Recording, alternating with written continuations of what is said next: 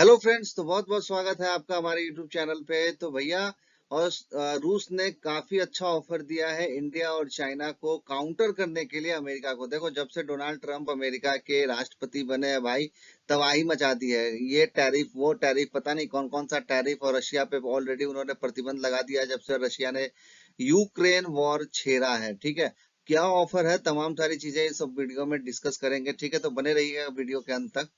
तो भाई, ये जो तस्वीर आप यहाँ पे देख रहे हैं, ये रशिया के फॉरेन मिनिस्टर हैं। ठीक है, इन्होंने हाल ही में कहा है कि भाई देखिए, जो रशिया पहले हमारा RIC जो ग्रुप था हमारा, इसको वापस रन किया जाए। रशिया मतलब RIC का मतलब है R for Russia, I for India and C for China. ये पहले से ही एक ग्रुप था। ठीक है, ये वहाँ के जो फॉरेन मिनिस्टर हैं लैवरोव, इन्होंने ये चीज कहा है कि रशिया जो है वो वापस से चाहता है कि RIC वापस से इस पे काम किया जाए, इनकी मीटिंग शुरू हो जाए। ठीक है, ताकि अमेरिका को सबक सिखाया जाए, उसको काउंटर किया जाए। ठीक है, RIC की बात करें भाई, तो ये पहले से चलता हुआ आ रहा है, लेकिन 2020 में जब चाइना ने गलवान घाटी में जो भी क्लैश हुए थे भारत और चाइना के बीच में, उसके बाद से ये खत्म कर दिया गया था। ठीक है, तो लास्ट जो हुई थी मीटिंग वो 2020 में ही हुई थी शुरुआत में, लेकिन उसके बाद गलवान घाटी के बाद इसको खत्म कर दिया गया था। मतलब उसके बाद से कोई मीटिंग यहाँ पे हुई नहीं। ठीक है, लेकिन अभी तक की अगर हम बात करें तो टोटल 20 मीटिंग इसको लेके हुई चुकी थी। देखिए, इसकी शुरुआत कब हुई थी? इसकी शुरुआत जो जब हुई थी 1998 में। ठीक है, हालांकि 90s का जो एरा था वो तीनों ही देशों के लिए, ठीक है, तीनों देशों के लिए काफी स्ट्रगल वाला मतलब टाइम था। रशिया उसी टाइम 1990 का जो एरा था, उसी टाइम रशिया 15 भागों में टूट गया था।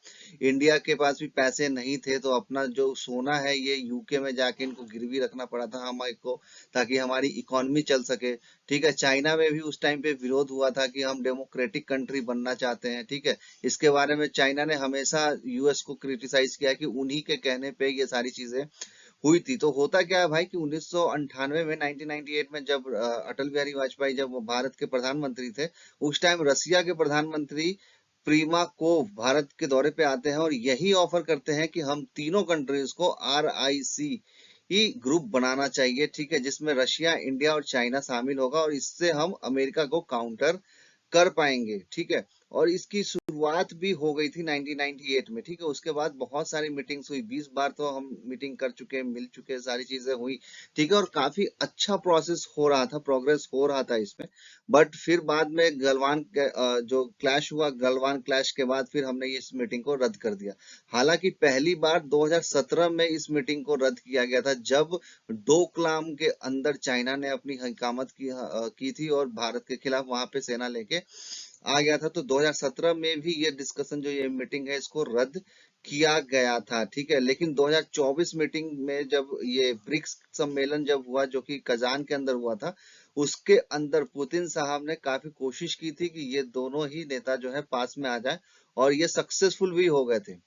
ठीक है, एक ही स्टेज पे आपने देखा होगा कि मोदी साहब, पुतिन साहब और ये जिनपिंग तीनों ही एक दूसरे के साथ हाथ मिला के वहां पे खड़े थे। तो कह सकते हैं कि पुतिन जी की वो एक बहुत ही बड़ी सक्सेसफुल मानी जाती है, कि मतलब ये दोनों ही जो लीडर्स हैं इनको सामने लेके आ गए थे, पास में लेकर आ गए थे। ठीक है, देखो ये मुद्दा ना, ये मतलब क्यों इम्पोर्टेंट है रिक्स का। देखो, रिक्स इसलिए इम्पोर्टेंट है, RIC ब्रिक इसलिए इम्पोर्टेंट है क्योंकि ब्रिक्स के अंदर, जैसे ब्रिक्स आपको पता ही होगा, ब्राजील, रशिया, इंडिया, चाइना और साउथ अफ्रीका है, इसका एक मतलब समूह है।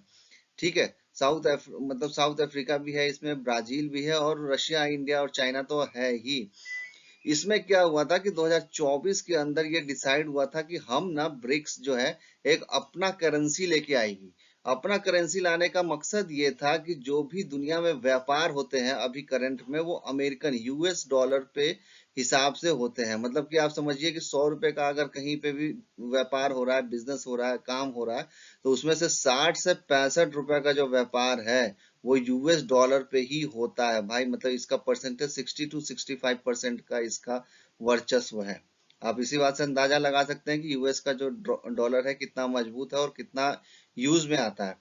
फिलहाल ये बात करते तो ब्रिक्स ने ये डिसाइड किया था कि हम अपना एक करेंसी बनाएंगे, और हम जो पांचों कंट्री हैं, हम जब बिजनेस करेंगे तो उसी करेंसी में हम अपना बिजनेस करेंगे, ठीक है। ये सारी चीजें डिसाइड हुई, लेकिन उसके बाद क्या हुआ, उसके बाद 2024 में ही यूएस में इलेक्शन हुआ, और इलेक्शन जीतते ही डोनाल्ड ट्रंप ने एक ट्वीट कर दिया कि भैया ब्रिक्स करेंसी लेके आ रहे हो ना, लेके आओ, हम 100% टैरिफ लगा देंगे अगर करेंसी लेकर आए तो।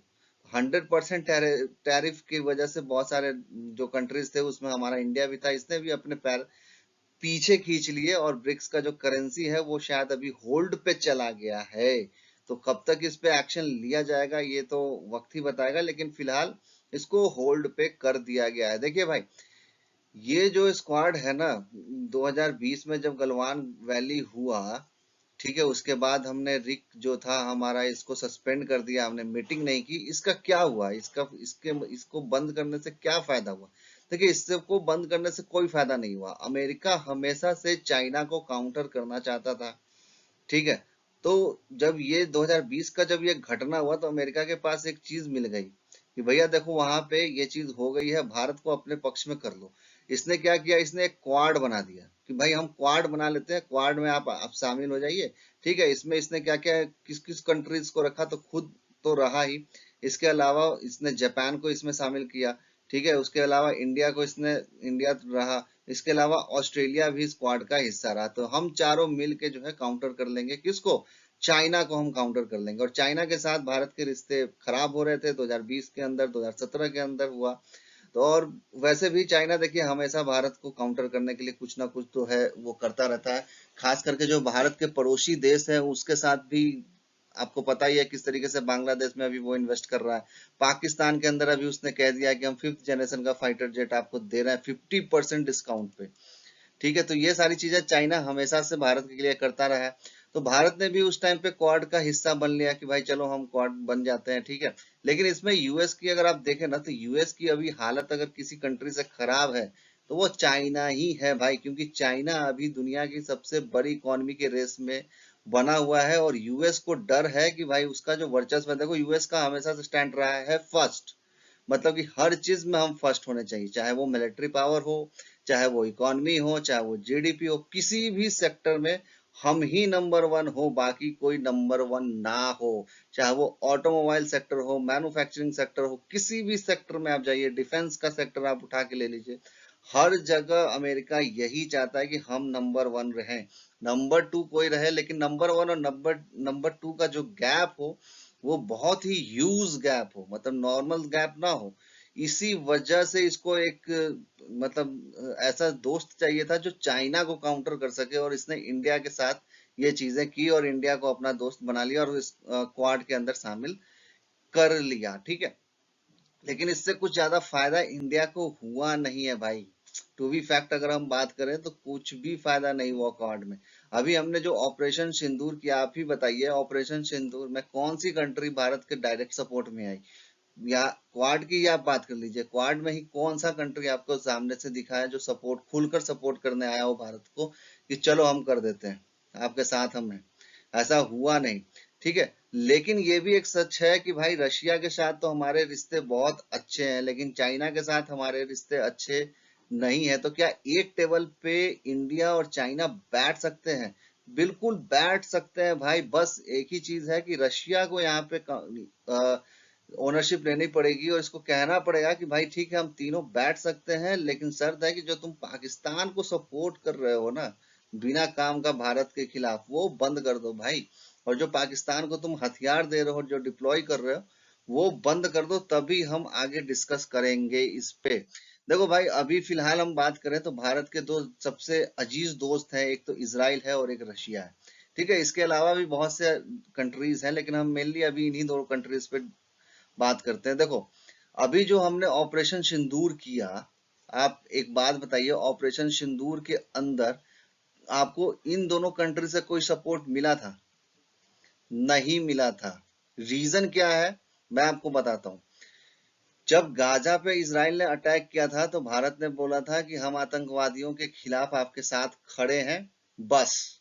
इसके अलावा भारत ने कोई सपोर्ट नहीं दिया था इसराइल को। रशिया की बात करें, रशिया ने जब यूक्रेन पे अटैक किया तो भारत का स्टैंड था कि हम न्यूट्रल रहेंगे, और रशिया को बताया था कि भाई ये बातचीत से अपने मामले को हल कीजिए। तो रशिया ने भी ऑपरेशन सिंदूर में यही कहा कि भाई बातचीत से अपने रास्ते को हल कीजिए। इजराइल ने भी यही कहा, वही मतलब जो भारत ने इजराइल को कहा था कि भाई आतंकवादी के खिलाफ हम भारत के साथ हैं, इतना कह के अपना पल्ला इजराइल ने भी झाड़ दिया। तो भाई क्या इससे प्रॉब्लम सॉल्व हो गई? भाई नहीं हुई। भाई देखो, एक चीज हमेशा याद रखिए, कभी भी न्यूट्रल रहने से आपके प्रॉब्लम सॉल्व नहीं होंगे। न्यूट्रल आप नहीं रह सकते। ये मान के चलिए, आप फॉर एग्जांपल आप खुद दोस्ती करते हैं, हमारे भी बहुत सारे दोस्त होते हैं। हमारा बेसिक प्रिंसिपल क्या होता है? हमारा बस बेसिक प्रिंसिपल यही है कि भाई ने बोला करने का तो करने का। अब इट डजेंट मैटर कि वो मेरा भाई, मेरा दोस्त सही है या गलत है, क्या है, मेरे को फर्क नहीं पड़ता। तो जब अगर हमारा इतना अच्छा दोस्त है जिसने हमारे 1971 वॉर में हमें सपोर्ट किया, हमें 1999 का वॉर जो था उसमें सपोर्ट किया, एनिमेशंस की कोई कमी नहीं हुई करगिल वॉर में, 1971 में तो इसने अपना युद्ध पोत भेज दिया था, ठीक है। इसके अलावा इसराइल ने 1999 में हमें सपोर्ट किया, एनिमेशंस की बिल्कुल कमी नहीं हुई भारत को, एनी टाइम एनिमेशन इसने दिया। अगर ये भी उसी टाइम, ये भी इसराइल ने भी और रूस ने भी यही कहा होता कि भाई देख लीजिए अपने हिसाब से, हम तो न्यूट्रल है, हम दोनों के साइड से हैं, तो फिर क्या होता भारत का? आप अंदाजा लगाइए। तो कहीं ना कहीं तो आपको स्टैंड लेना पड़ेगा, या इधर हम रशिया के साथ जाएं या यूक्रेन के साथ जाएं, वो भारत सरकार डिसाइड करेगी उसको किसके साथ जाना है। लेकिन हमारे रिश्ते रशिया के साथ और इसराइल के साथ काफी बेहतर है, तो हमको इनके साथ जाना चाहिए था। अब रशिया गलत कर रहा है, इसराइल गलत कर रहा है, वो अलग मैटर है कि हम, चलो हम दोस्त हैं तो हम कभी मिलेंगे, बैठेंगे, बात करेंगे, तो समझाएंगे कि भाई देख ये गलत कर रहा है, तू ऐसे मत कर, निर्दोष लोगों को मत मार, वो एक अलग विषय है।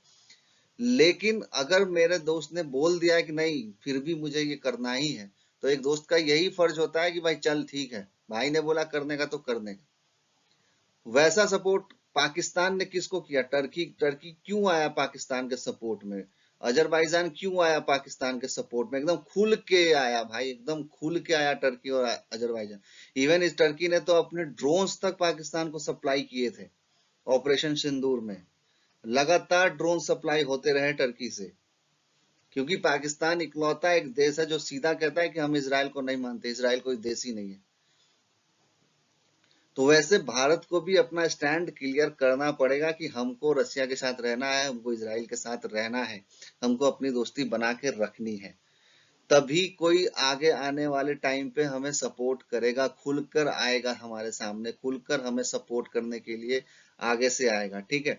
चाइना की जहां तक बात है भाई, चाइना बिल्कुल एक टेबल पे कैसे बैठेंगे इंडिया और चाइना, ये तो देखने वाली बात होगी कि किस तरीके से बैठते हैं भारत और चाइना।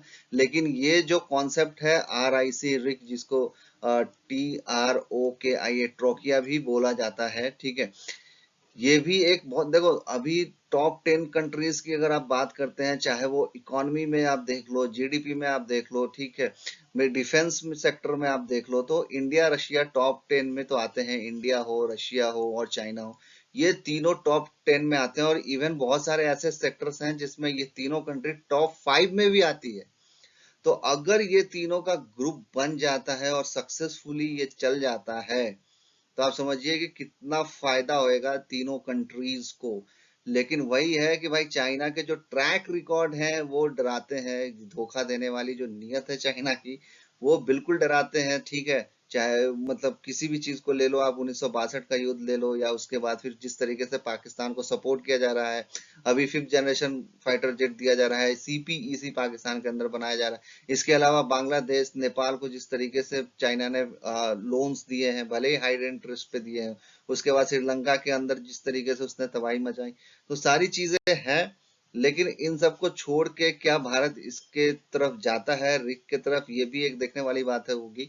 आपको क्या लगता है कि भारत को इसका सम्मेलन, रिक का पार्ट होना चाहिए या नहीं होना चाहिए? अपनी राय कमेंट सेक्शन में जरूर दीजिएगा। तो मिलते हैं अपने नेक्स्ट वीडियो में, तब तक के लिए गुड बाय, टेक केयर, जय हिंद।